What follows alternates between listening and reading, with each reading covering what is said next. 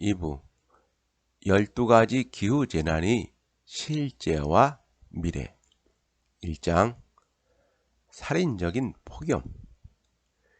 기후변화에 관한 정부 간의 협의체에서는 현재 탄소 배출 추세가 2100년까지 이어진다면 기온이 4도 정도 올라갈 것으로 추산한다. 하지만 기온이 4도만 올라도 오늘날로서는 상상할 수 없는 영향이 들이닥친다.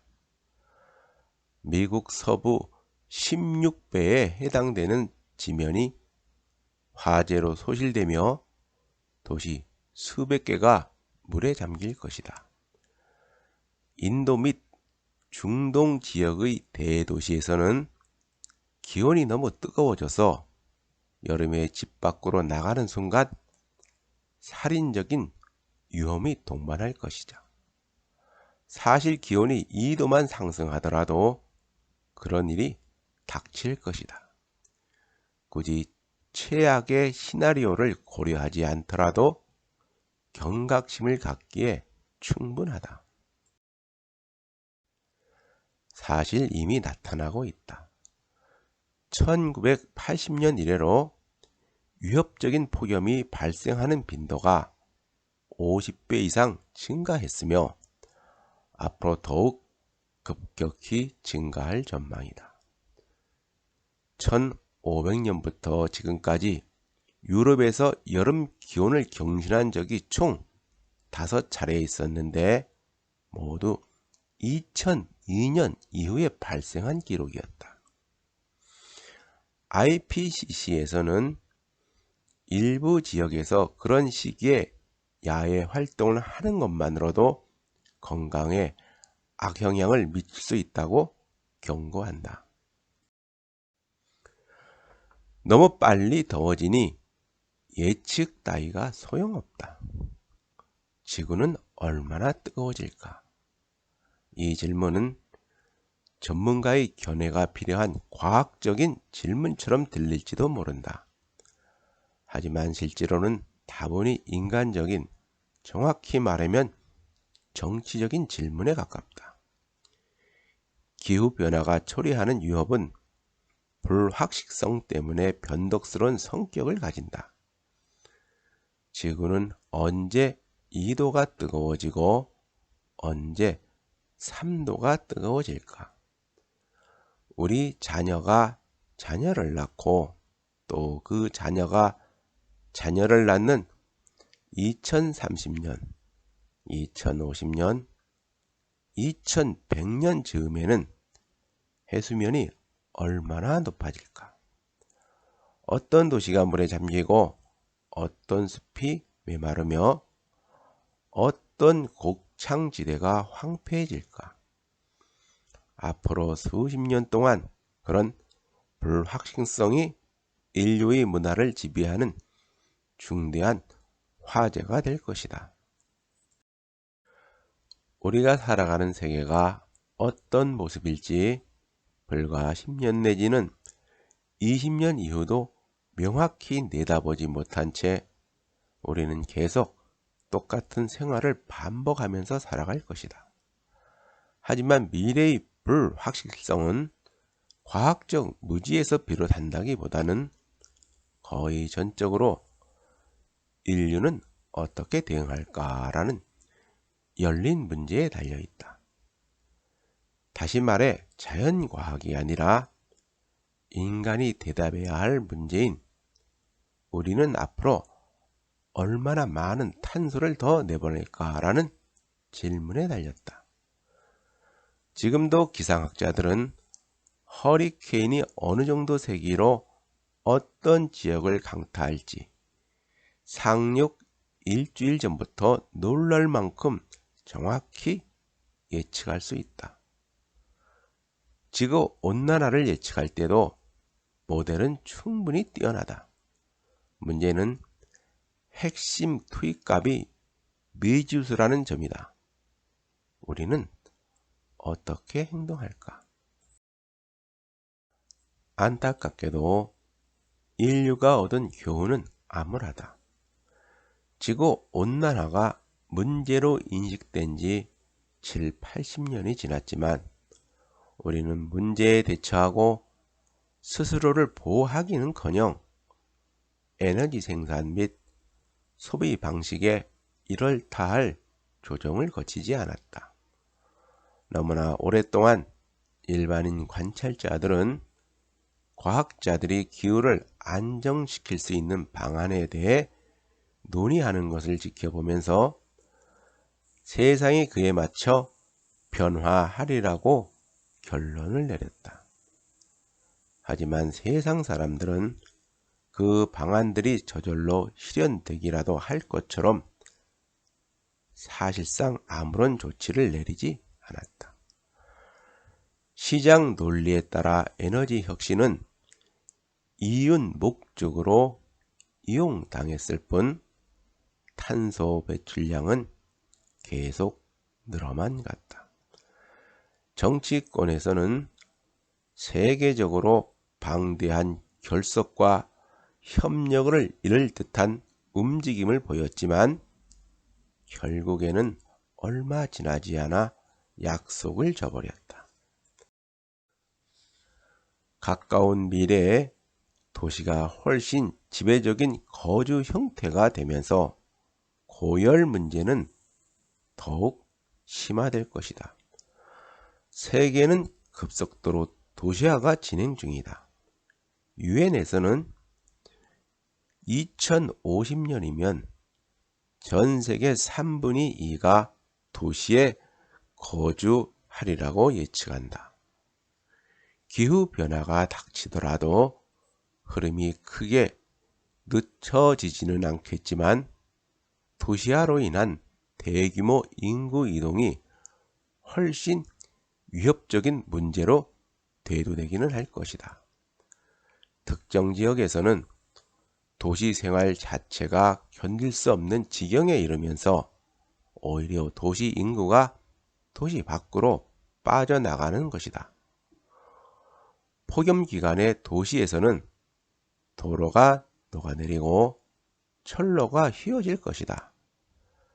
사실 이는 지금도 벌어지고 있는 현상이지만 수십 년 뒤에는 정도가 훨씬 심각해질 것이다. 현재 주요 도시 중 여름철 최고 기온이 평균 35도 이상인 도시가 354개가 존재한다. 2050년에는 970여 개의 도시가 증가할 수 있으며 그런 도시에 거주하면서 살인적인 열기에 노출되는 사람의 수는 8배 증가해 약 16억 명에 이를 수 있다. 2장 빈곤과 굶주림.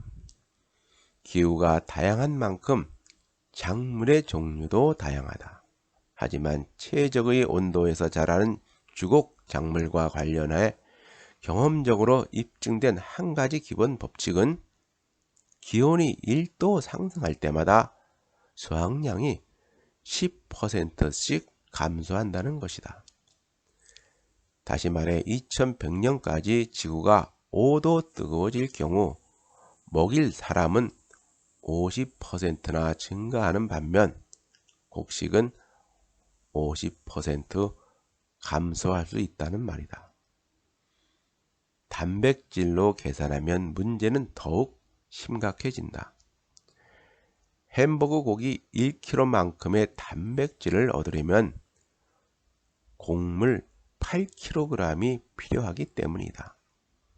게다가 고기 원천인 소는 살아가는 내내 메탄 가스를 뿜으면서 지구 온난화에 일조한다.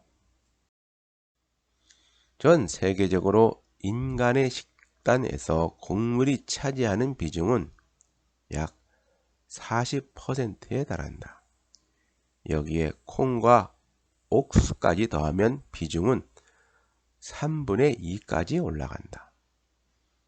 UN 보고에 따르면 2050년에는 지구에 지금보다 식량이 2배 정도 더 필요할 것이다. 기후변화가 닥치면 주곡 작물 입장에서는 더 잦은 홍수, 더 많은 균과 병해는 물론 해충과도 싸워야 한다. 열기에 비해 비교적 내성이 있는 품종을 개발하려는 품종 연구가의 노력 역시 수십 년째 성과를 거두지 못하고 있다. 설령 우리가 변화하는 상황에 적응하려고 애쓴다 하더라도 인간의 적응 속도는 너무 느리다. 지구의 미래를 착취하며 복지에 투자해온 결과 녹색 혁명이라는 표현은 오늘날에는 청정에너지가 개발됐을 때 사용하는 말이지만 원래는 20세기 중반 농업 혁신을 통해 농업 생산력이 폭발적으로 증가하는 사건을 가리키는 말이었다. 이후 반세기가 지나는 동안 세계 인구가 2배로 불어나긴 했지만 극심한 가난에 시달리는 사람의 비율 역시 기존의 6분의 1 수준으로 감소했다. 주어진 환경이 자원남용으로 붕괴되거나 쇠퇴하기 직전까지 인구를 수용한다면 최대 얼마나 되는 인구를 지탱할 수 있을까? 자연 환경 체계는 광범위하며 변수가 산만하게 얽혀 있다. 지구 온난화는 환경 수용력을 구하는 공식에 바로 집어넣을 수 있는 단일한 변수가 아니라는 뜻이다. 그보다는 우리가 환경 수용력을 높이기 위해 시행하는 온갖 실험이 벌어지는 일련의 조건에 가깝다. 따라서 우리가 직면한 상황은 사회적 갈등, 전쟁, 불공정 등 수많은 역경이 지구상에 해결되지 않고 끊임없이 반복되는 와중에 기후변화라는 문제가 하나 더 얹혀진 상황이 아니다. 오히려 기후변화라는 거대한 무대 위에 온갖 역경이 한데 모여 있는 상황인 셈이다. 다시 말해 기후변화란 미래의 모든 문제와 해결책을 담고 있는 지구 환경 그 자체이다. 호기심과 분노를 동시에 자아내는 사실 한 가지는 최근 개발도상국의 가파른 성장세를 보여주는 그래프가 지구를 재앙 직전까지 몰아놓을 만큼 급격히 증가한 탄소 배출량 그래프와 사실상 일치한다는 점이다. 최악의 기후변화는 분명 기후변화가 초래하는 비극에 가장 취약한 사람들의 손에서 비롯될 것이다. 무려 전 세계 탄소 배출량의 3분의 1이 식품 생산 과정에서 비롯된다. 그린피스에서는 심각한 기후변화를 피하려면 2050년까지 전 세계 육류 및 유제품 소비량을 절반으로 축소해야 한다고 추정한다. 나라가 부유해질수록 어떤 일이 벌어지는지 고려한다면 사실상 불가능한 일이나 마찬가지다.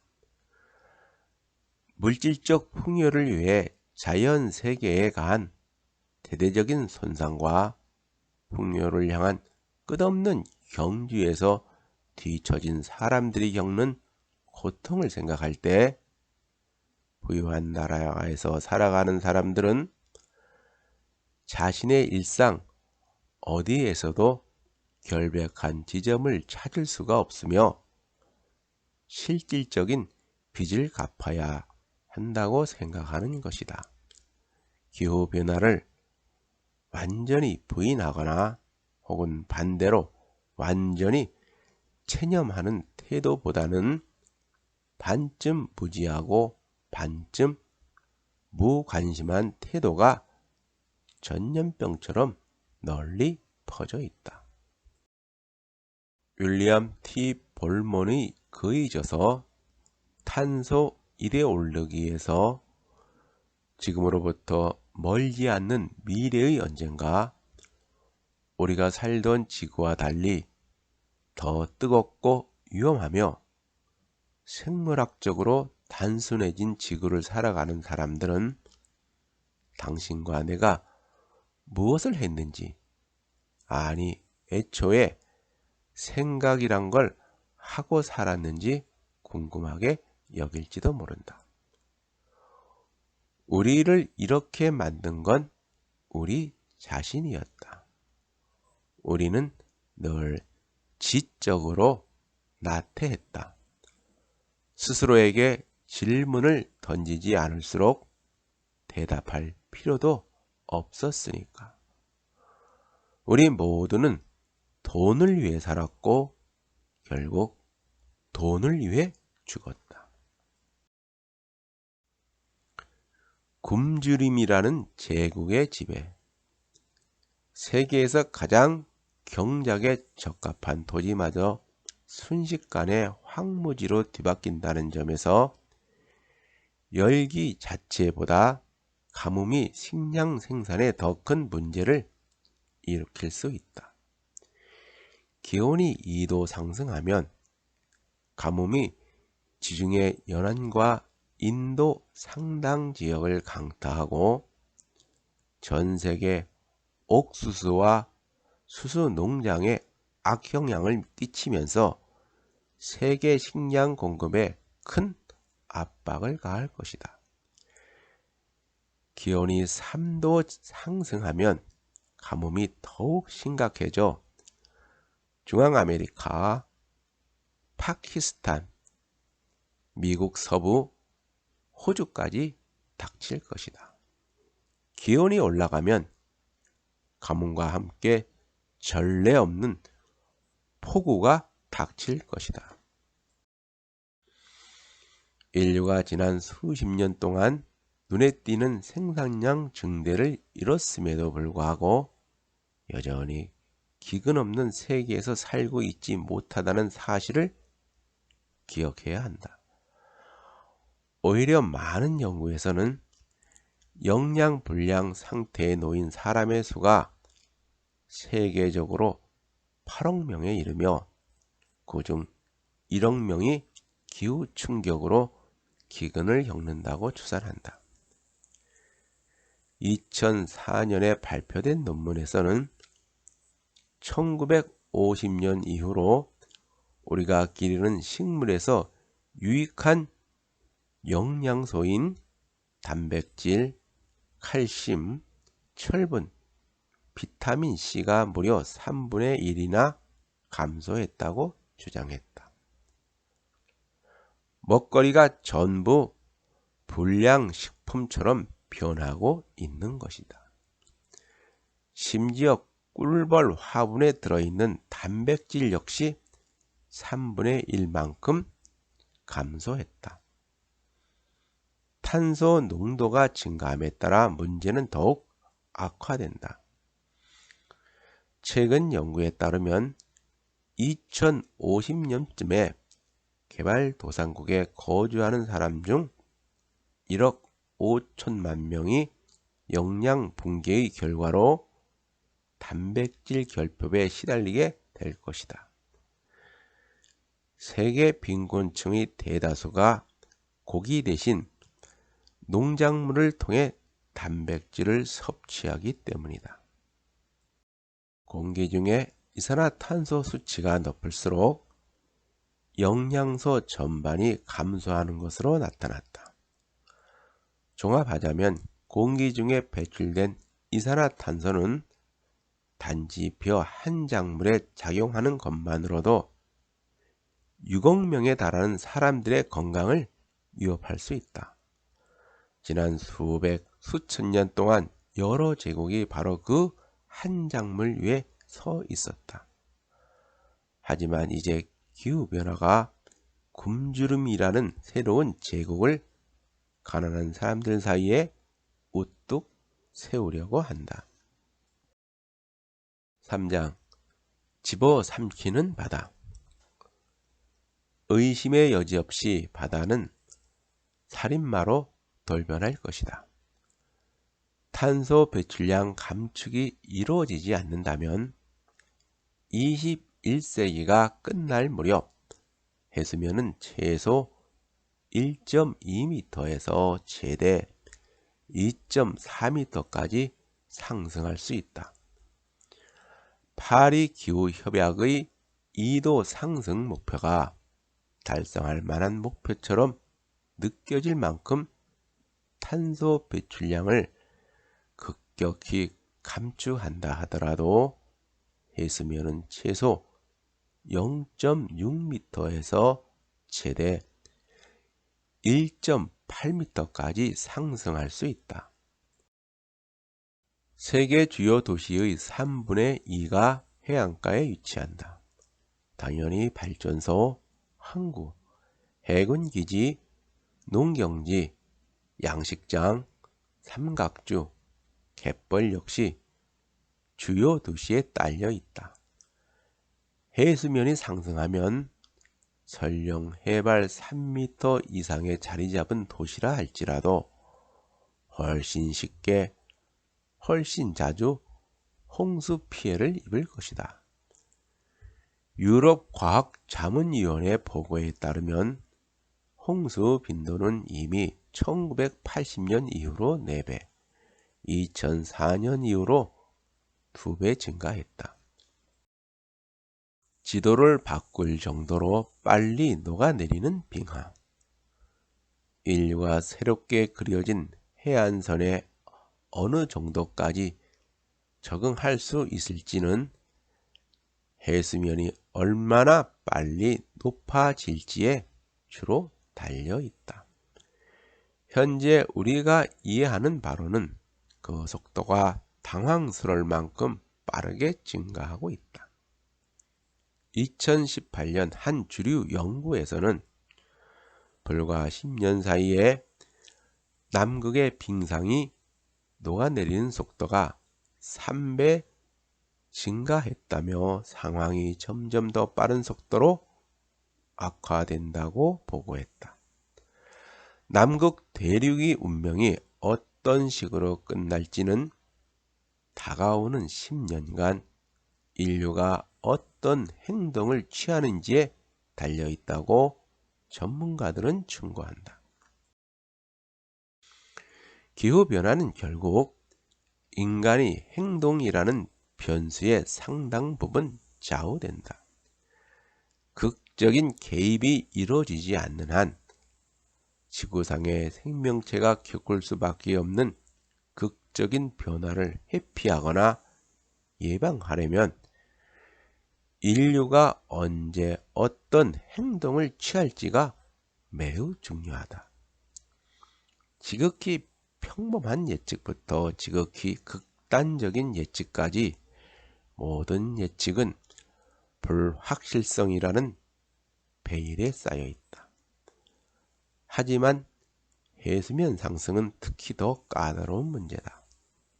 비록 우리가 지구의 역사를 기후학적으로 꽤 잘 이해하긴 하지만 역사적으로 기온이 오늘날처럼 빠르게 상승한 적은 한 번도 없었다. 한 추산에 따르면 현재 지구 온난화가 진행되는 속도는 지난 6,600만 년 중 어느 시점보다도 10배나 빠르다. 베이징을 수중도시로 만들 빙하 폭탄. 다른 기후변화 문제와 마찬가지로 빙하가 녹아내리는 문제 역시 독립적으로 일어나지는 않을 것이다. 한 가지 주된 불안 요인은 북극의 빙하가 녹아내리면서 메탄을 방출할 수 있다는 점이다. 북극의 영구 동토층은 현재 대기 중에 보유하는 탄소량을 훨씬 웃도는 1조 8천억 톤에 달하는 탄소를 함유하고 있기 때문이다.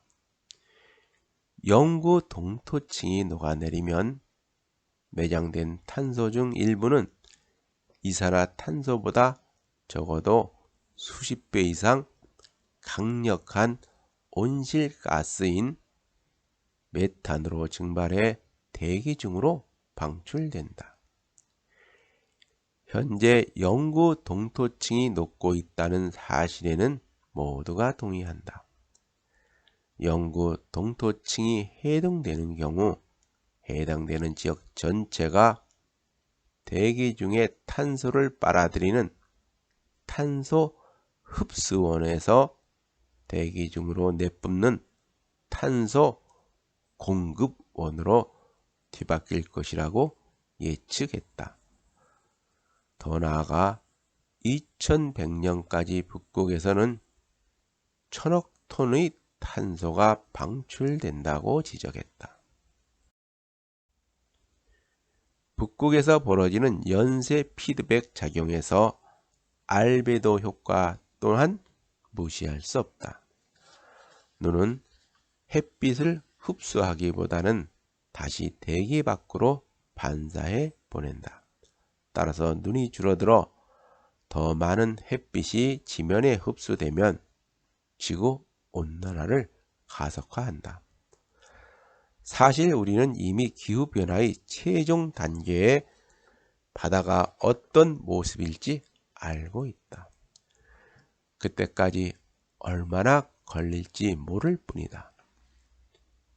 해수면은 얼마나 상승할까? 해빙 과정은 수백 년에서 수천 년까지 걸릴 수 있다. 하지만 기온이 3도만 증가하더라도 어쨌든 종래의 해수면은 최소한 50m 상승할 것이다.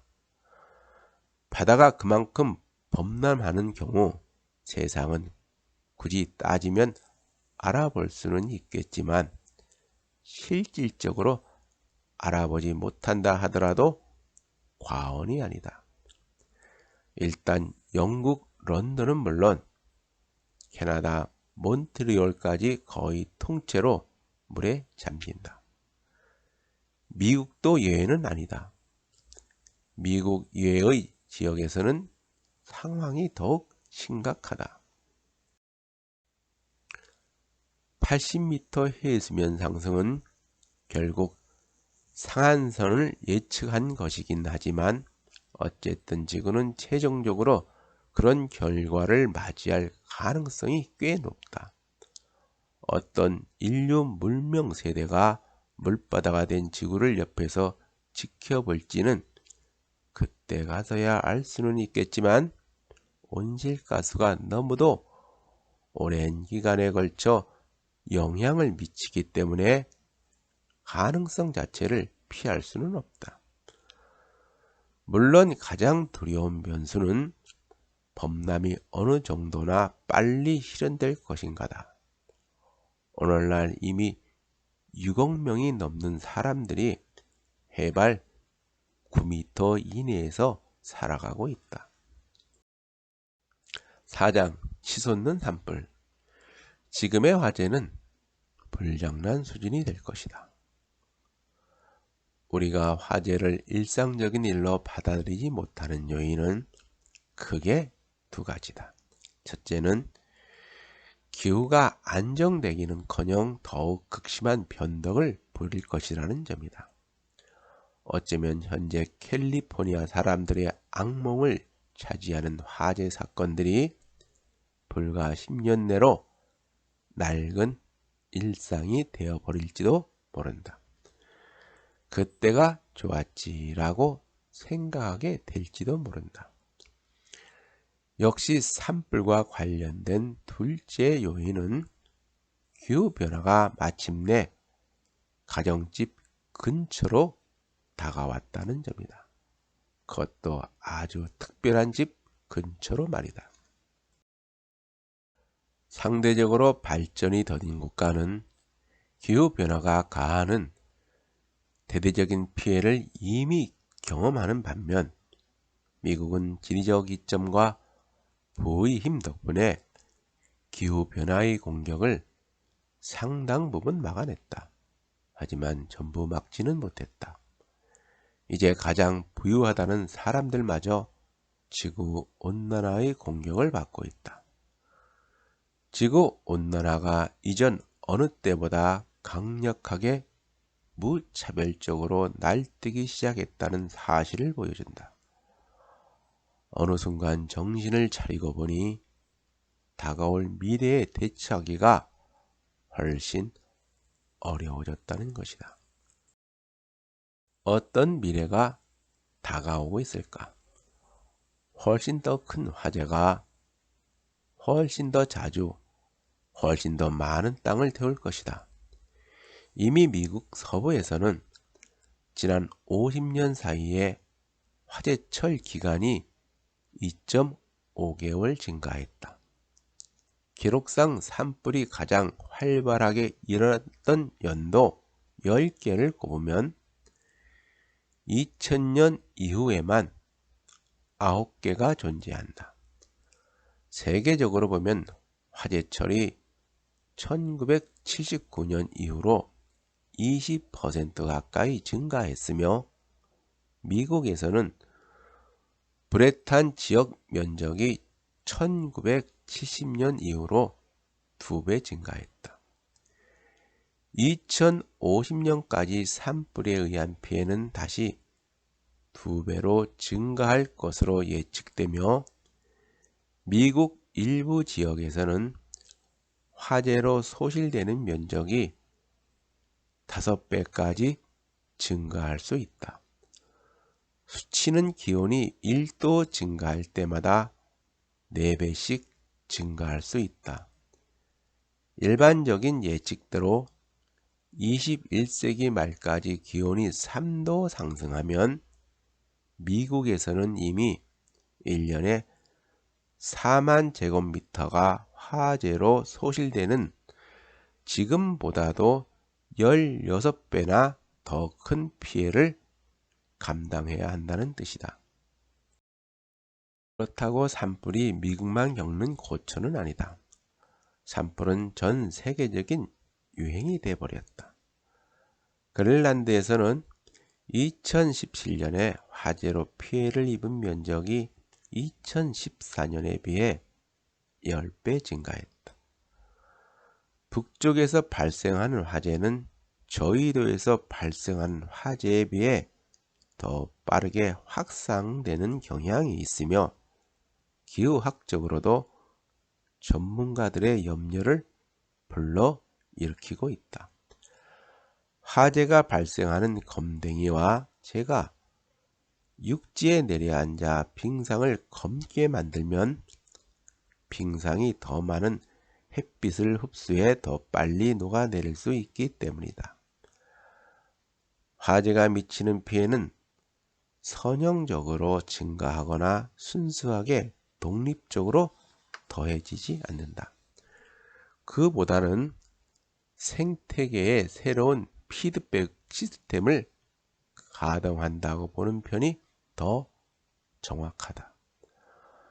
앞으로 날씨가 한층 더 건조해지면서 캘리포니아에는 메마른 덤불지대가 형성되고 그만큼 더욱 심각한 화재가 빈번해질 수밖에 없겠지만 과학자들은 그와 동시에 전례 없는 수준의 폭우가 발생할 가능성도 높아질 것이라고 경고한다.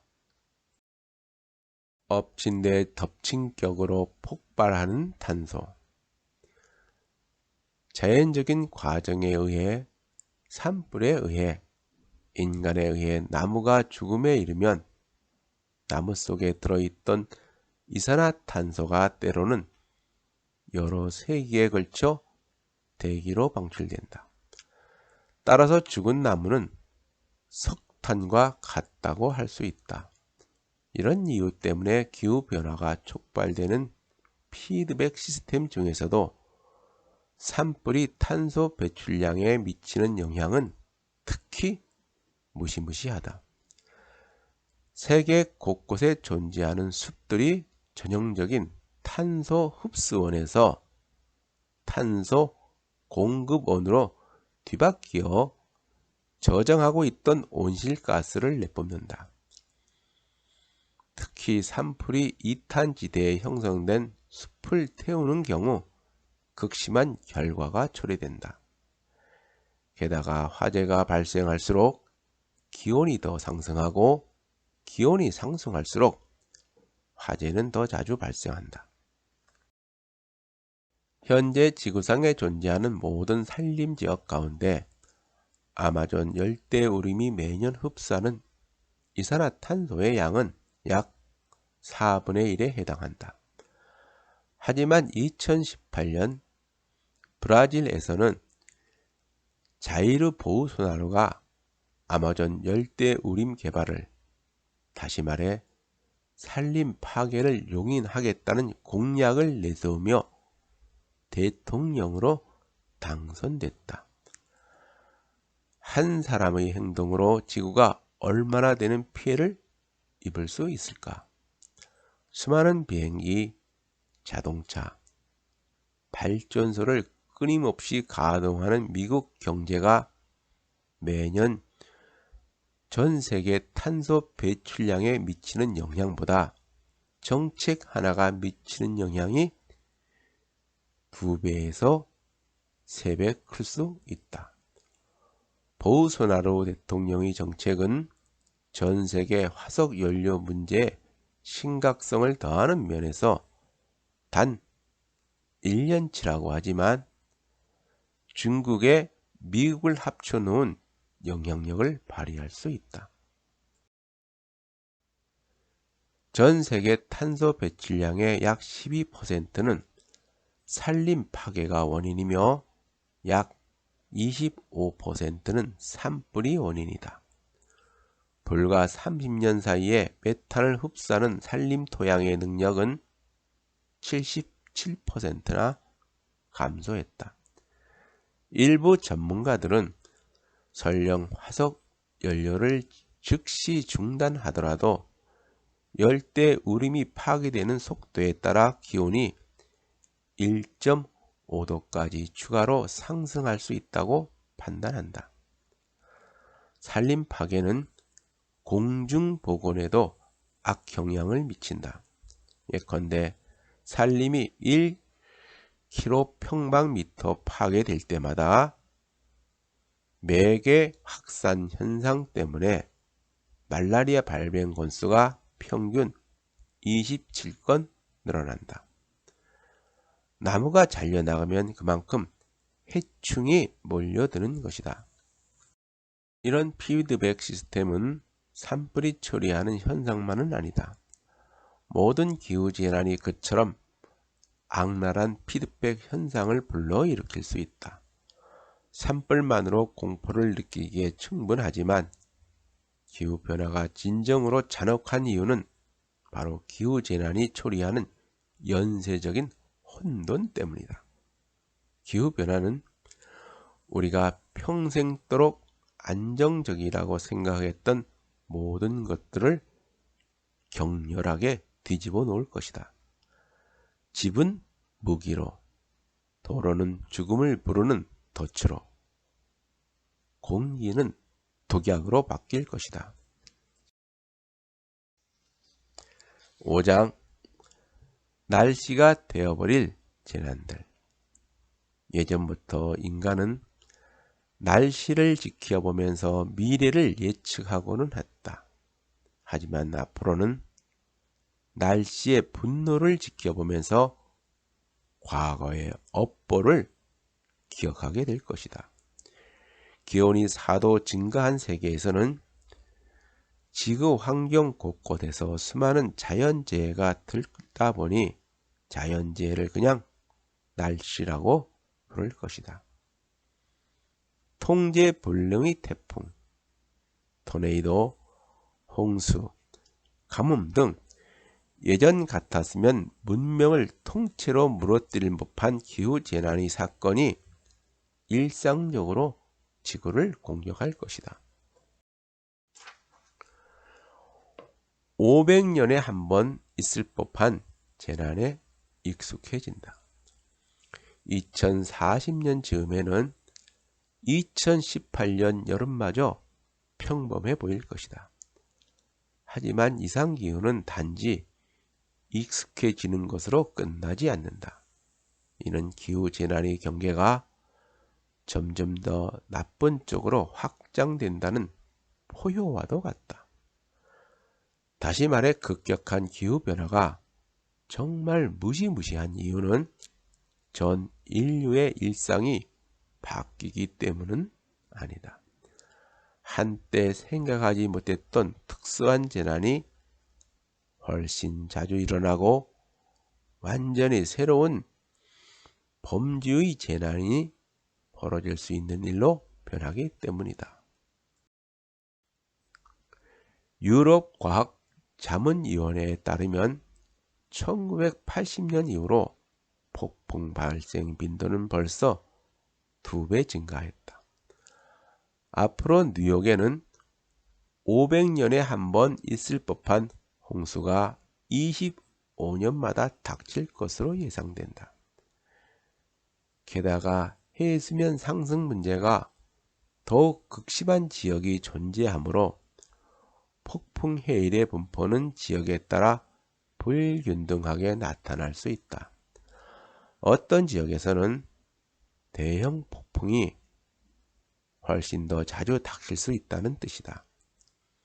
결과적으로 인류는 극심한 이상기후를 훨씬 짧은 주기로 경험할 것이다. 수백, 수천 년에 한 번 겪었을 자연재해를 10에서 20년에 한 번꼴로 겪는 것이다. 이상기후에 관해 논하자면 우리는 이미 이례적인 시대를 살아가고 있다. 미국에서는 일상적인 대우로 입는 피해가 1980년대 이후로 2배나 증가했다. 폭풍으로 정전사고가 발생하는 빈도는 2003년 이후로 2배 증가했다. 허리케인 어마가 처음 출현했을 때 그 강도가 너무나 강력해서 일부 기상학자들은 아예 새로운 허리케인 분류 등급인 6등급으로 만들어야 한다고 제안하기도 했다. 한때 이례적인 사건처럼 보였던 모든 재난은 앞으로 순식간에 일상으로 바뀔 것이다. 인류세를 살아가는 우리가 자연재해라고 부르는 재해가 순전히 자연재해인지 의문이 드는 제목이다. 이상기후는 해변에서 멈추지 않을 것이다. 해안가에서 얼마나 떨어져 있는 지구 곳곳에 있는 모든 인간의 삶에 그림자를 들이올 것이다. 점점 가로막히는 재건과 회복기간. 자연재해를 미래기후의 일상적인 특징으로 여기는 데 익숙해진다고 해서 자연재해가 초래하는 파멸과 참상의 범위가 줄어들지는 않는다. 게다가 이상기후 역시 연쇄적인 피해를 초래하고 있다. 500년에 한 번꼴로 나타날 폭풍이라는 표현은 보건력 문제를 설명하는 데 도움이 된다. 재산이 풍부하고 정치적으로 안정되어 있다면 100년에 한 번, 무리해서 50년에 한 번꼴로 재건은 해야 하는 상황이라도 오랜 기간을 버텨낼 수 있다. 하지만 10년에서 20년에 한 번꼴로 극심한 폭풍이 닥쳐서 10년 만에 재건해야 한다면 미국만큼 부유한 국가라 할지라도 완전히 다른 문제가 된다. 카트리나, 어마, 하비 같은 폭풍이 점점 더 자주 불어닥치면 빈곤국 입장에서는 재기가 불가능할 것이다. 많은 경우 최선의 선택지는 무작정 떠나는 것이다. 허리케인 마리아가 푸에르토리코를 박살내고 몇 달이 지난 뒤 주민 수천 명이 영영 거처를 옮길 작정으로 플로리다로 건너왔다. 물론 플로리다 역시 사라지고 있는 중이다. 6장 갈증과 가뭄. 지표면의 71%는 물로 덮여 있다. 그중 2% 남짓이 맑은 물이며 대부분은 빙하 속에 갇혀 있기 때문에 다시 그중 1%만이 인간이 사용할 수 있는 물이다. 내셔널 지오그래픽에서 추산했듯 궁극적으로는 지구상에 존재하는 물 가운데 0.007%만이 70억 인구를 먹이고 지탱하는 데 사용할 수 있다는 뜻이다. 오늘날 물 부족 위기는 정치적인 문제에 가깝다.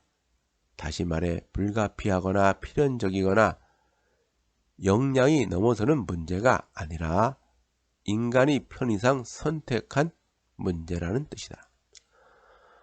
물 부족 문제가 기후변화 이야기만큼이나 끔찍한 이유도 바로 이 때문이다.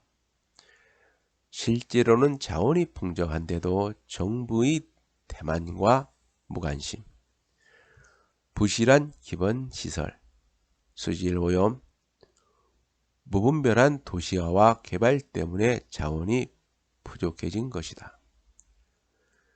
지구온난화 문제와 마찬가지로 물 부족 위기 역시 현재로서는 해결 가능한 상태다. 하지만 0.007%라는 수치로는 여유가 몹시 부족하며 기후변화는 그마저도 갉아먹을 것이다. 세계 인구 절반은 고도가 높은 지역의 눈이나 얼음이 계절에 따라 녹아내리면서 나오는 수분에 의존하거나 지구 온난화 때문에 눈이나 얼음의 측정량 자체가 심각한 위협을 받고 있다. 지난 100년에 걸쳐 지구상의 거대 호수는 대부분 바닥을 드러내기 시작했다. 중앙아시아의 아랄해는 한때 세계에서 네 번째로 큰 호수였지만 최근 수십 년 사이에 부피가 90% 이상 줄어들었다. 살아남은 호수 속에서 벌어지는 일 역시 고통스럽기는 마찬가지이다. 인류는 폭발적으로 늘어나는 가뭄 사태를 단기적으로 해결하기 위해 지표 아래의 물 저장고인 대수층을 정신없이 빨아내고 있다. 하지만 대수층이 쌓이는 데는 수백만 년이 걸리며 결코 빠른 시간 내에 복구되지 않는다. 미국에서는 대수층이 이미 물 공급의 5분의 1을 담당한다. 개인의 전략으로는 문제를 해결할 수 없다. 기후변화의 고통을 감지하기 시작한 사회에서 자주 나타나듯이 문제의 원인으로 개인의 무책임을 탓하는 것은 일종의 연막술책에 가깝다. 개인의 소비 선택은 거의 늘 사소한 요인에 불과하며 오히려 더 중요한 요인을 보지 못하도록 방해한다. 물 부족 문제에서도 우리가 놓치지 말아야 할 더 큰 그림은 따로 있다. 물 부족에 가장 극심한 타격을 받는 부분이 주로 농업이긴 하지만 그렇다고 물 부족 문제가 농촌에만 국한되지 않는다. 세계에서 가장 거대한 도시 20개 중 14개가 현재 물 부족이나 가뭄을 겪고 있다. 전 세계 인구 3분의 2에 가까운 40억 명이 매년 적어도 한 달은 물 부족 문제에 직면하는 지역에 살고 있다. 대가뭄으로 인한 수자원 약탈의 전쟁. 지금까지 환경론자들은 녹고 있는 북극 빙하, 올라가는 해수면, 줄어드는 해안지대 등 바닷물을 중심으로 기후변화 문제를 홍보해왔다. 그러나 물 부족 위기는 인류가 바닷물보다 담수에 훨씬 더 긴밀한 문제이기도 하다. 하지만 오늘날 인류는 전 세계 모두의 필요를 충분히 만족시킬 자원을 가지고 있음에도 그렇게 하려는 정치적인 의지는커녕 의향조차 가지고 있지 않다. 앞으로 30년에 걸쳐 물 수요는 식품 생산 부분에서 50%, 도시 및 산업 부분에서 50에서 70%, 에너지 부분에서 85% 증가할 것으로 예상된다. 게다가 기후변화와 함께 찾아올 대가뭄은 물 공급을 심각하게 압박할 것이다. 실장, 시체가 쌓이는 바다. 지구 표면의 70%가 물로 덮여 있다는 점에서 바다는 지구에서 압도적으로 우수한 환경이라고 할 수 있다. 다른 수많은 역할에 더해 바다는 일단 우리를 먹여 살린다. 전 세계적으로 해산물은 동물성 단백질의 5분의 1을 차지하며 해안으로 갈수록 비중은 더 높아질 수 있다. 또 바다는 오래전부터 해류를 통해 계절을 유지하고 다량의 태양열을 흡수해 지구의 온도를 조절하기도 한다. 현재 바다는 인간이 배출하는 탄소량의 4분의 1 이상을 빨아들이고 있으며 지난 50년 동안 지구 온난화가 초래한 초과열의 90%를 흡수해왔다. 흡수한 연료 중 절반은 1997년 이후에 흡수된 양이며 오늘날 바다는 2000년도 대비 적어도 15%는 더 많은 연료를 함유하고 있다. 불과 20년 사이에 지구 전체 화석연료 매장량 3배에 달하는 에너지를 추가로 받아들였다는 뜻이다. 하지만 그만한 이산화탄소를 흡수한 결과 바다는 해양 산성화 현상을 겪게 됐다. 이는 말 그대로 바닷물의 산도가 강화되는 현상을 가리키며 애초에 생명이 출현한 곳으로 기억되기도 하는 지구의 대야와도 같은 지역에서 이미 유세를 떨치고 있다. 해양 산성화 현상은 대기로 황을 방출해 구름 형성을 돕는 식물성 플랑크톤에 악영향을 미치기 때문에 그 자체만으로도 0.25도에서 0.5도에 이르는 기온 상승을 초래할 수 있다. 바다 오염이 일으켜온 대멸종 사태들. 산호 백화 현상을 들어본 적이 있을 것이다. 이는 광합성을 통해 산호가 필요한 에너지를 90%까지 공급하는 광록공생조류라는 원생동물이 해수 온도가 높아지면서 산호초에서 떨어져 나가는 현상으로 사실상 산호가 죽는 것이나 마찬가지다. 각각의 산호초는 현대 도시만큼이나 복잡한 생태계를 이루고 있으며 여기서 황록 공생조류는 일종의 식량 공급원으로 에너지 사슬이 기본 요소를 담당한다. 따라서 황록 공생조류가 사라지면 산호초 군락 전체가 마치 포위나 봉쇄를 당한 도시처럼 전시 상황 수준으로 굶주리게 된다. 인간 활동 때문에 생물종이 지구상에서 사라진다는 속도가 1000배 가까이 증폭될지도 모른다는 대멸종 시대를 인류가 살아간다는 말은 오늘날 꽤 흔한 이야기가 됐다. 어쩌면 해양 무산소화 시대를 살아간다는 말도 타당할 것이다. 지난 50년 동안 산소가 아예 존재하지 않는 해수의 양은 전 세계적으로 4배 증가했으며 결과적으로 대두조는 400군데를 넘어섰다.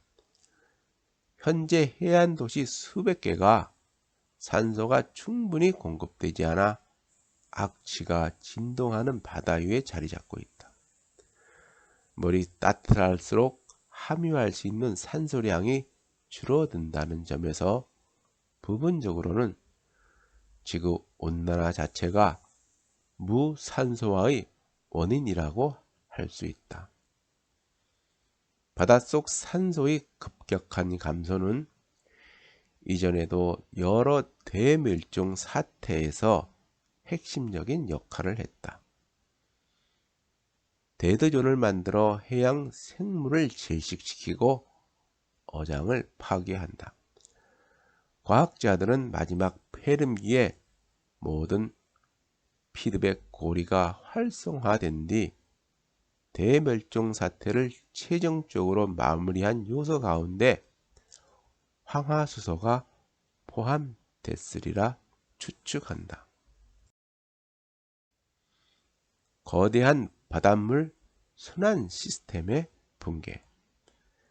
게다가 바다의 컨베이어 벨트라고 불리는 거대한 순환 시스템이 둔화할 가능성도 존재한다. 1980년대에 해양 컨베이어 벨트가 실질적인 연구 주제로 떠오르자마자 일부 해양학자들은 컨베이어 벨트가 작동을 멈춰 지구의 기후 시스템에 심각한 불균형이 초래될지도 모른다며 걱정을 표현했다. 뜨거운 지역은 훨씬 더 뜨거워지고 차가운 지역은 훨씬 더 차가워지는 것이다.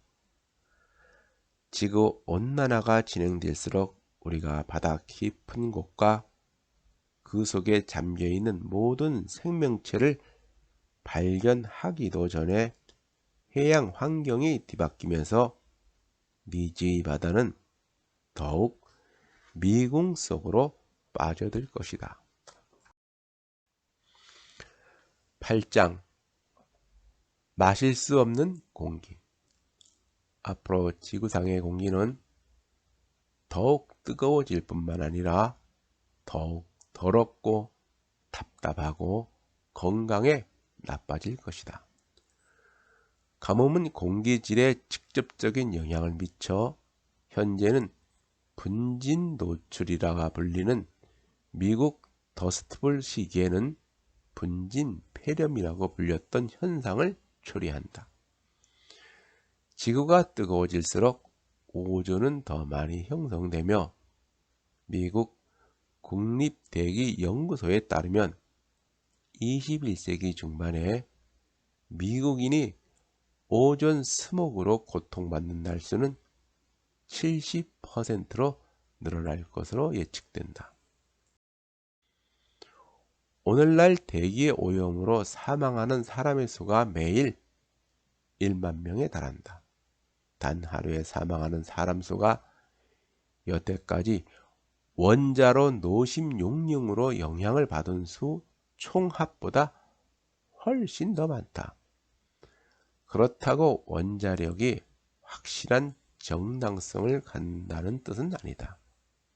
냉각 타워로 흰 증기 그룹을 내뿜는 핵 발전소에 비해 굴뚝으로 검은 연기 자국을 내뿜는 화석 연료 발전소가 훨씬 더 많다는 점에서 동일한 선상에 놓고 비교하기는 어렵기 때문이다. 완전히 새로운 종류의 오염.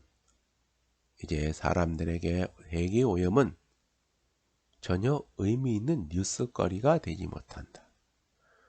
최근 완전히 새로운 종류의 오염이 등장하면서 그나마 경종의 목소리가 울려 퍼졌다. 바로 미세 플라스틱 오염이다. 딱히 지구 온난화와 직접적인 관련이 없지만 미세 플라스틱이 자연계를 빠르게 점령하고 있다는 사실은 우리 시대에 어떤 변화가 일어나기에 인류세라는 이름이 붙었는지, 그리고 그에 대해 폭발적인 소비 문화가 얼마나 막대한 책임을 가지고 있는지를 보여준다는 점에서 도저히 무시할 수 없는 이야기로 자리 잡았다. 아직 미세 플라스틱이 신체 건강에 정확히 어떤 영향을 미치는지는 알려져 있지 않지만 바다에서는 미세 플라스틱 조각이 주변의 물보다 100만 배나 더 유독한 것으로 밝혀져 있다. 플라스틱이 감지되는 곳이라면 실내라도 공기를 통해 미세 플라스틱을 들이마실 가능성이 있으며 이미 물을 통해서는 충분히 들이마신다고 할 수 있다.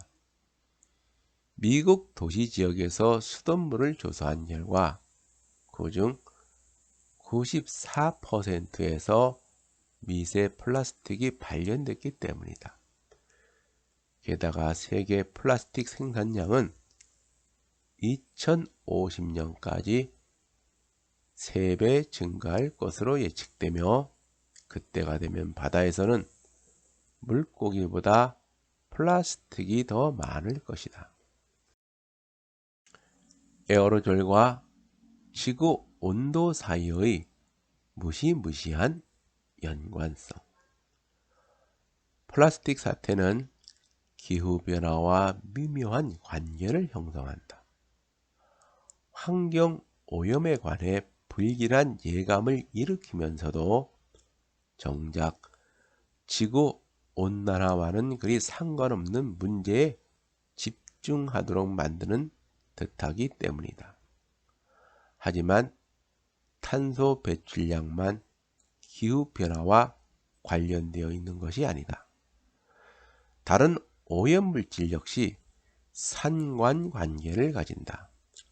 우선 상대적으로 두드러지지 않는 연관성 하나는 플라스틱을 생산하는 과정에서 다른 오염물질 역시 만들어지며 그중 이산화탄소가 포함된다는 점이다. 다음으로 좀 더 직접적이지만 전체 그림을 놓고 보면 사소한 연관성 하나는 플라스틱이 분해될 때 강력한 온실가스인 메탄과 에틸렌이 방출된다는 점이다. 비탄소계 오염물질과 지구 온도 사이의 훨씬 무시무시한 연관성은 따로 존재한다. 문제의 주인공은 플라스틱이 아니라 에어로졸이다.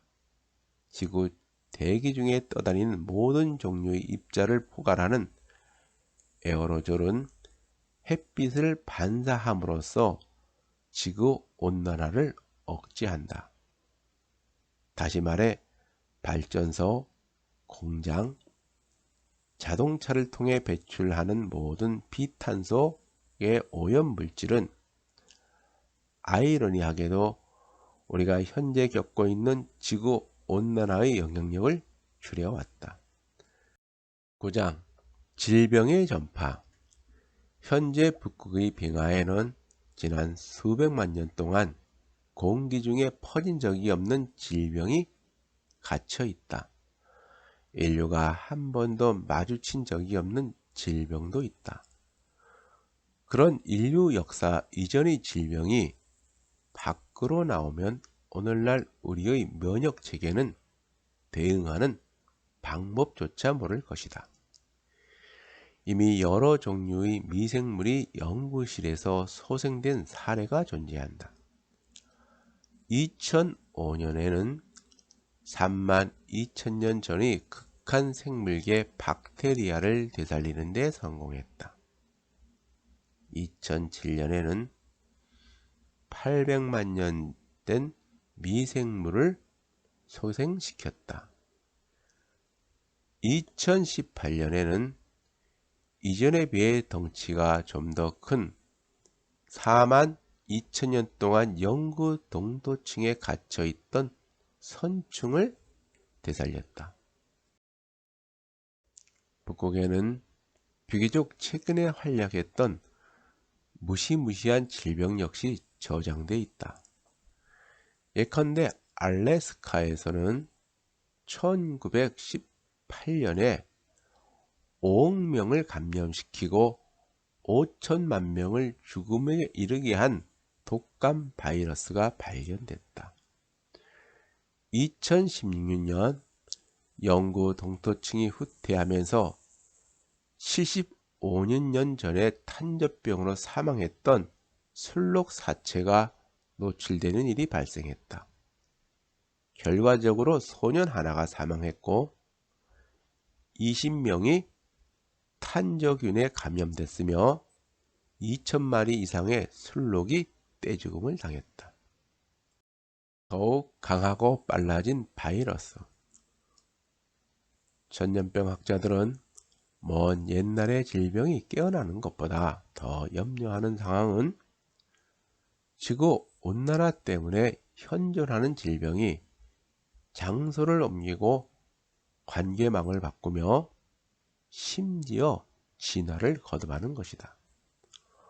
물론 오늘날 수많은 사람이 지구촌 속에서 급속한 속도로 뒤엉켜 살아가고 있음에도 생태계는 주로 어떤 환경에서 퍼지고 또 퍼지지 않는지를 잘 알고 있다.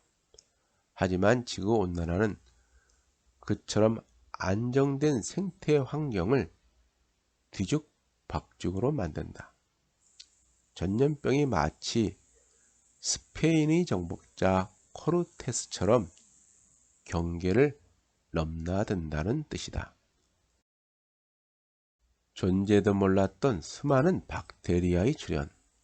기후변화는 우리가 난생 처음 마주하는 질병, 다시 말해 아예 존재 자체를 몰라서 걱정조차 할 수 없었던 완전히 새로운 차원의 질병 역시 불러일으킬 것이다.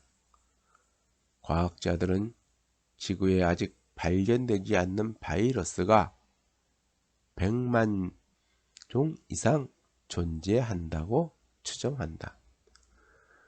그보다도 발견하기가 까다로운 박테리아에 대해서는 이해가 훨씬 부족한 상태다. 우리 몸속에 살고 있는 박테리아 역시 지금은 평화롭게 공존하지만 앞으로 어떻게 돌변할지 모른다. 인간의 몸에 서식하는 박테리아 중 99% 이상은 아직 학계에도 알려져 있지 않았다. 즉 우리 인간은 기후변화가 몸 안에 예컨대 내장 안에 있는 박테리아에 어떤 영향을 미칠지 사실상 아예 모르는 채로 작동하고 있다. 인간 같은 포유류 몸속에 서식하는 다른 온갖 종류의 박테리아 가운데 얼마나 되는 박테리아가 기후변화에 비슷한 방식으로 반응해 수백만 년에 이를 수 있는 우호적인 공생관계를 끝내고 병균으로 돌변할지도 여전히 미스터리다. 하지만 모르는 게 약은 아니다. 기후변화가 닥치면 답을 어느 정도 직접 체험하게 될 것이기 때문이다. 10장 무너지는 경제.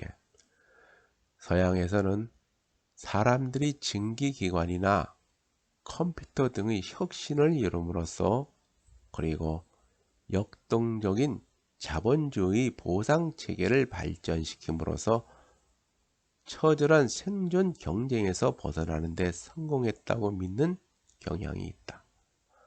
하지만 안드레아스의 말름 같은 학자의 시각은 다르다. 인류가 진창 같은 삶에서 벗어난 이유는 단 하나의 혁신 덕분이었다. 이 혁신은 인간의 창조적인 손이 아니라 인간이 처음 땅을 파기 수백만 년 전에 시간과 땅의 힘이 초기의 탄소 기반 생명체를 착즙기로 레몬을 누르듯 꾹 눌러 석유로 바꿔 놓은 데서 비롯됐다. 석유는 인류가 존재하기 전부터 전해져 내려온 유산인 셈이다.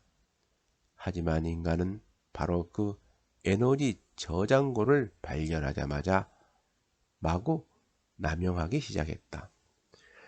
지난 50년간 그 속도가 너무나 빨랐기 때문에 예측 전문가들은 석유가 고갈되지 않을까 전전긍긍했다. 대침체나 대공황을 넘어서는 대몰락, 경제성장이 화석 연료에서 나온 신기루에 불과하다는 사실을 받아들이지 않는다 하더라도 기후변화가 경제성장을 위협한다는 걱정할 이유는 충분하다. 지구온난화가 경제에 미치는 영향에 관한 몇몇 연구자들의 분석에 따르면 다른 나라에 비해 상대적으로 따뜻한 나라에서는 기온이 1도 증가할 때마다 경제 성장률이 평균적으로 1% 감소한다고 한다. 나라 단위로 쪼개서 보면 경각심이 훨씬 더 커질 수 있다. 기온이 따뜻해질수록 농업 및 경제 생산량이 증가할 수 있는 캐나다, 러시아, 스칸디나비아, 그린란드 등 혜택을 얻는 지역이 존재한다. 하지만 중위도에서는 세계 경제 활동의 상당 부분을 차지하는 미국, 중국 같은 나라들이 잠재적인 생산량의 절반 가까이를 잃게 된다. 적도 인근에서는 피해가 더욱 막심하다. 아프리카 전역은 물론 멕시코에서 브라질까지 이르는 지역과 인도 그리고 동남아시아는 손실이 100%에 달할 것이다. 기후변화는 대침체나 대공황이 아니라 경제적인 측면에서 대몰락을 가져올 것이다. 쌓여가는 비용과 늘어나는 복리. 어떻게 그런 일이 벌어지게 될까? 자연재해, 범람, 공중보건위기 등 앞서 살펴본 문제는 모두 비극 자체로 끝나는 대신 막대한 비용을 동반하며 그 비용은 이미 전례 없는 속도로 쌓이기 시작했다. 우선 농업 부분에서 치르는 비용이 있다. 기후변화로 농업 생산량이 40% 감소하면 수익 역시 감소할 것이다. 수익이 아예 사라지는 경우도 있을 것이다. 소규모 농가부터 협동조합, 어쩌면 대규모 기업식 농가까지 손익분기점 아래로 가라앉는 것은 물론 불모지로 변한 농지를 소유하고 경작해야 하는 농부는 대다수가 풍요롭던 시절을 기억할 만큼 연로함에도 빚으로 허우적거릴 것이기 때문이다. 다음으로는 땅이 문자 그대로 수중에 가라앉으면서 발생하는 비용이 있다. 폭염 역시 건강 문제뿐만 아니라 경제 성장에도 비용을 초래한다. 기후변화는 오늘날 우리가 지구 위에서 살아가는 방식을 모든 측면에서 바꾸어 놓는다는 점에서 총망라적인 위기라고 할 수 있다. 하지만 세계가 겪을 고통은 오늘날 이윤이 분배된 만큼 불평등하게 분배될 것이다. 국가와 국가 사이의 격차는 물론 국가 내 사람 사이의 격차도 거대할 것이다. 부유한 서구권 국가에서는 사회가 얼마나 건강한지 나타내는 유일무이한 지표로 경제 성장률을 택했다. 그런데 바로 그 경제 성장률이란 지표에서조차 기후변화의 영향력이 드러난다. 기후변화가 산불, 가뭄, 기근을 불러일으킬 때마다 그래프는 요동을 치는 수준이다. 한 차례의 허리케인만으로도 수천억 달러의 피해가 발생하는 현재 경제적 비용은 천문학적으로 쌓여간다.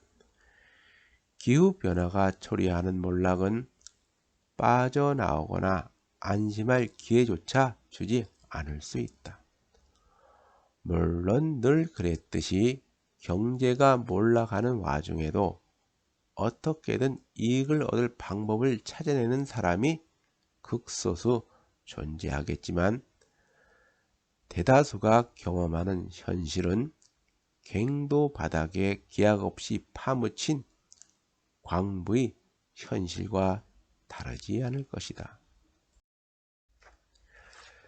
11장 기후분쟁. 지난 10년 동안 일부 전문가들은 기온과 폭력성 사이의 모호한 상관관계를 수치화하기도 했다.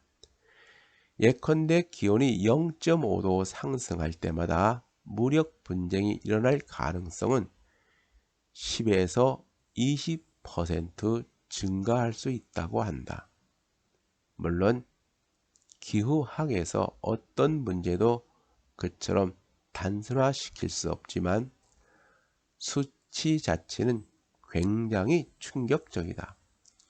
기온이 4도 증가하면 오늘날보다 분쟁이 2배 늘어날 수 있다는 뜻이니까 말이다. 어쩌면 그 이상 늘어날 수도 있다.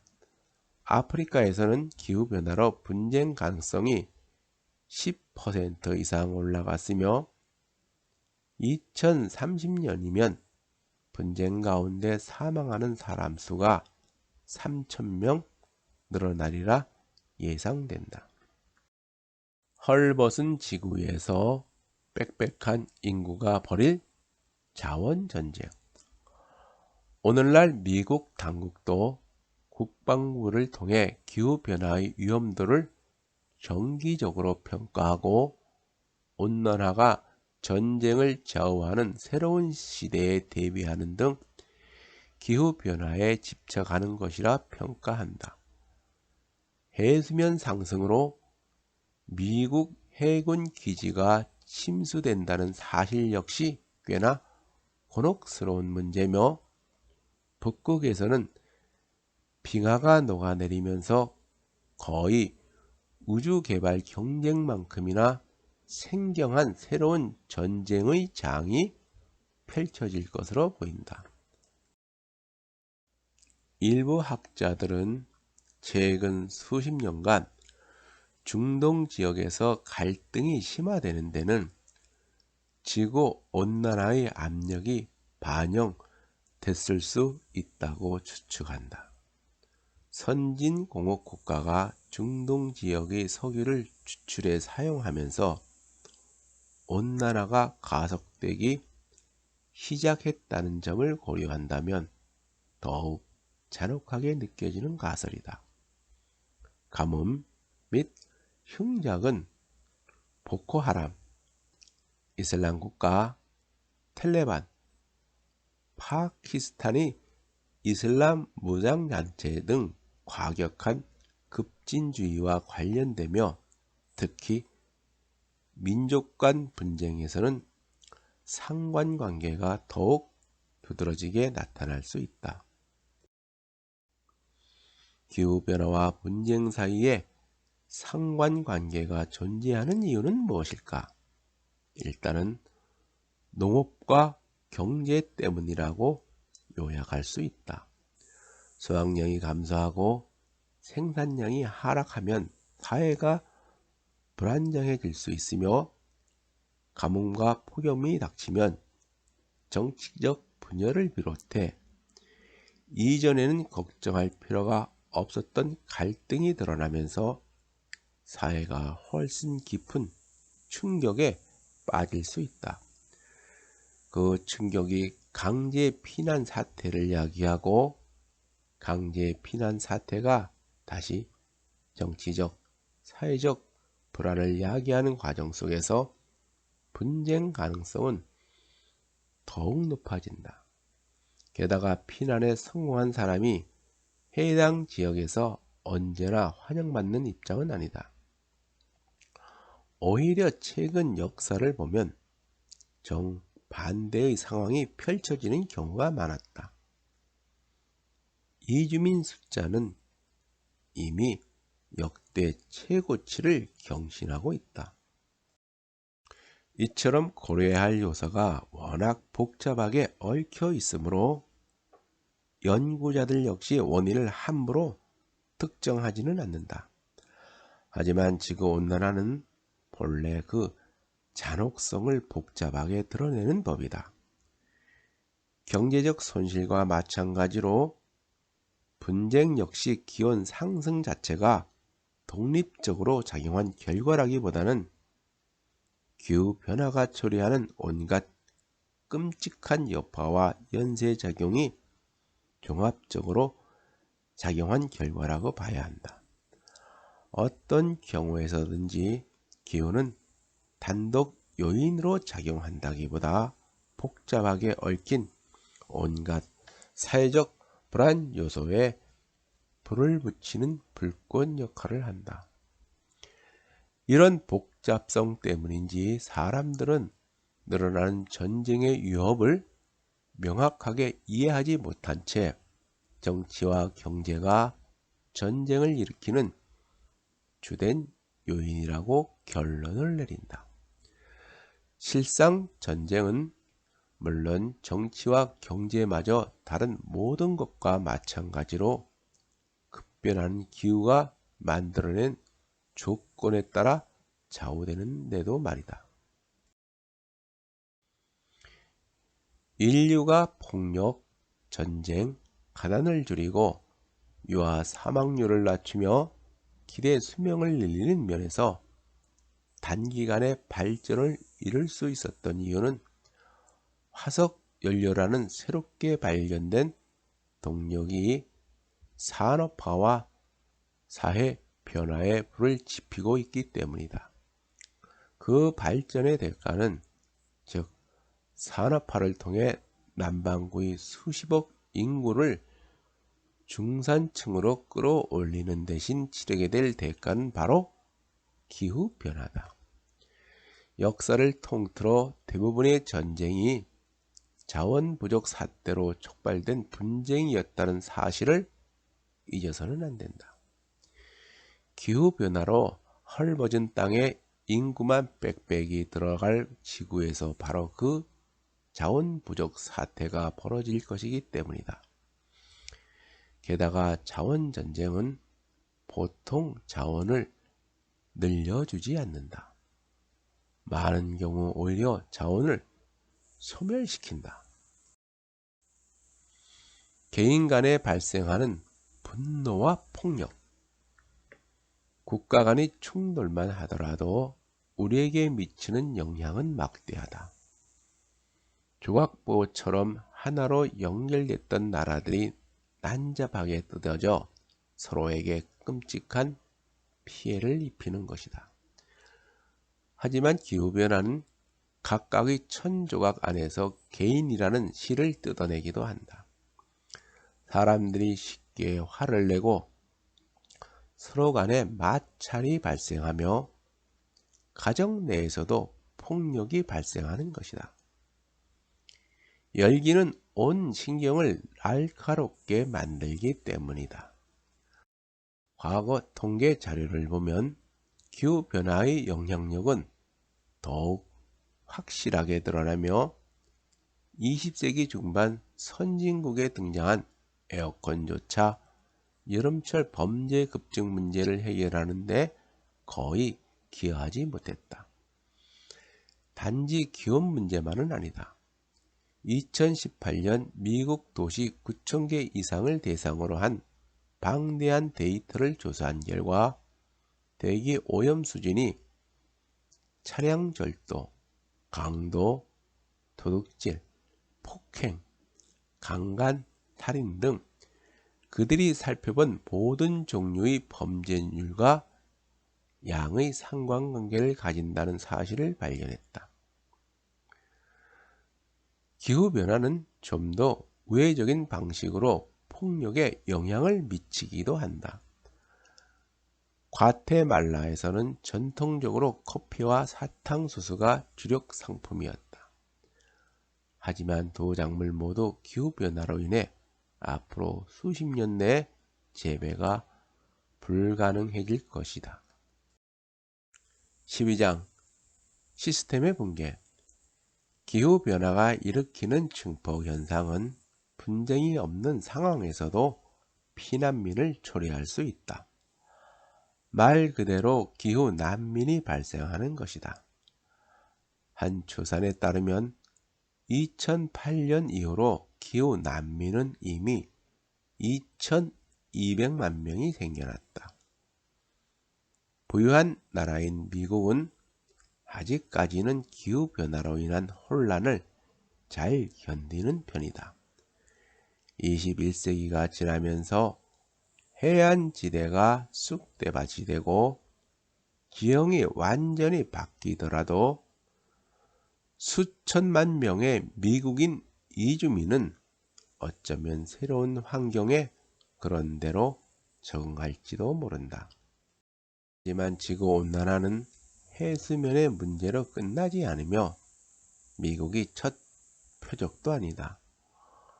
오히려 온난화는 세계에서 가장 후진적이고 가장 빈곤하며 가장 회복력이 떨어지는 나라에 가장 큰 충격을 안길 것이다. 사실상 부유한 자가 넘쳐나는 욕심 속에 가난한 자를 빠뜨리는 것이나 마찬가지다. 모든 사회는 풍부한 자원이라는 윤활유로 돌아가는 수레와 같다. 따라서 윤활유가 말라버리면 사회는 더 이상 나아가지 못하고 금이 가기 시작한다.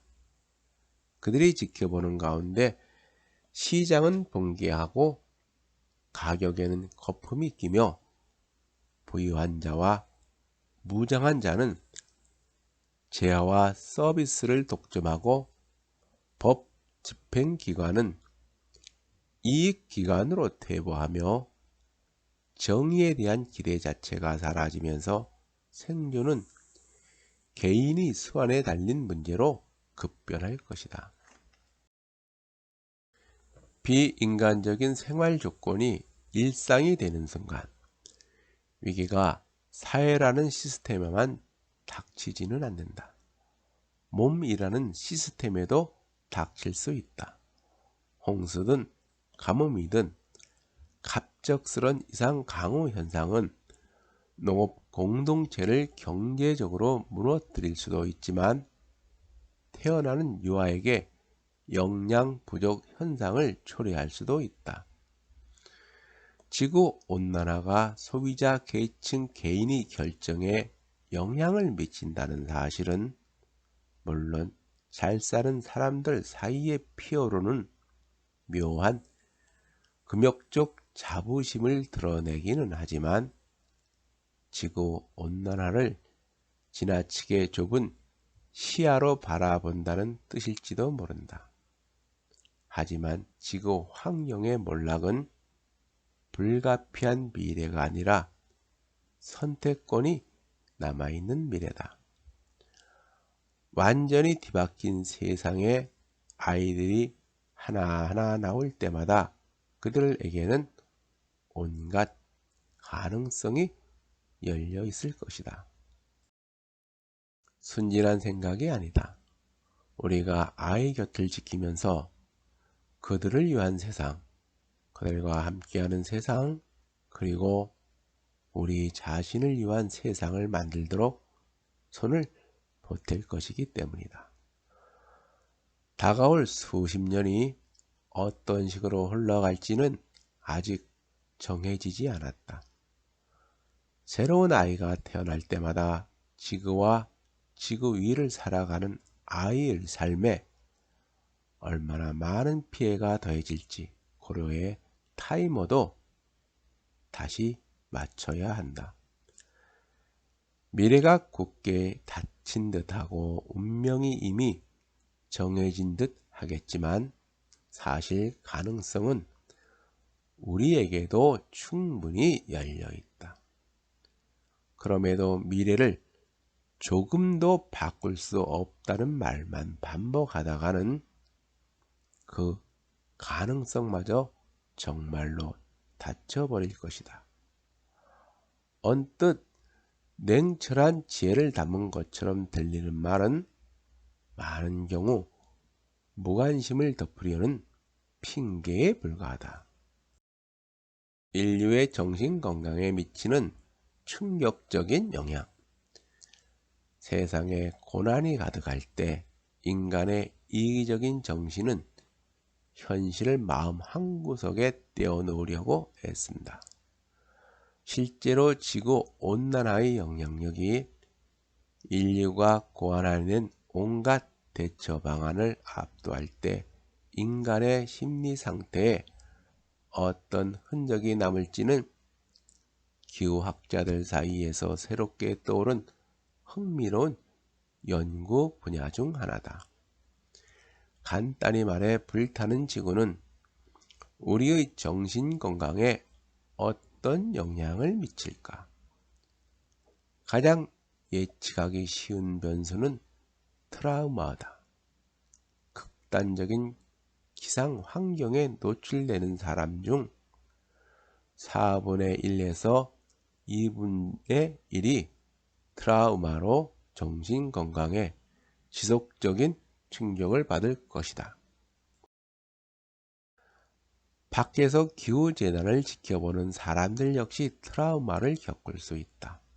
세상의 끝을 연구하는 사람들이 경고의 목소리에 거의 아무도 주의를 기울이지 않는 상황 속에서 특히 절망감을 느낀다는 사실은 어쩌면 당연한 일처럼 보일지 모른다. 하지만 한편으로는 기후변화의 파괴력이 서서히 모습을 드러냄에 따라 세상 사람이 얼마나 끔찍한 참상을 겪을지 예상이 되기도 한다. 기후변화가 정신건강에 미치는 충격적인 영향은 또 있다.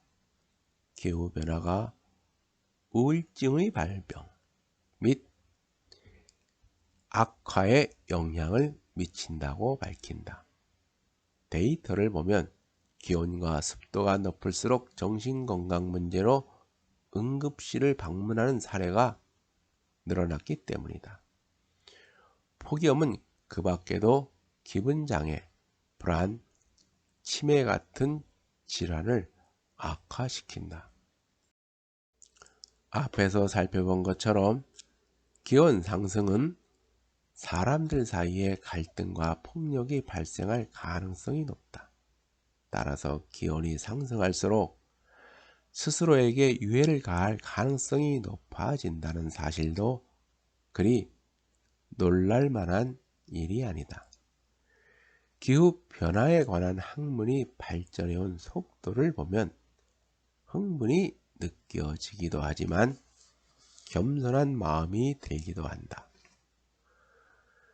지구 온난화가 오늘날 우리가 살아가는 방식을 어떻게 바꿔 놓을지 아직도 모르는 내용이 너무나 많기 때문이다. 이제 지금으로부터 50년 뒤에 우리가 얼마나 되는 지식을 알고 있을지 상상해보자. 그리고 최악의 결과를 피한다고 하더라도 세계가 얼마나 더 심각하게 불타고 있을지 상상해보자. 북극에서 메탄이 방출되거나 헬리오 순환 시스템이 급격히 둔화된 탓에 기후변화의 피드백 고리가 활성화되어 있지는 않을까? 결코 확실한 대답을 내놓을 수 없다. 새로운 세계의 모습은 부분적으로는 아직 미지의 존재에 가까운 자연의 힘에 달려 있지만 결정적으로는 인간의 손에 달려 있다. 인간의 이기심은 지구 환경에 얼마나 많은 피해를 입힐까? 인류는 스스로를 구원하기 위해 얼마나 빨리 행동을 취할까?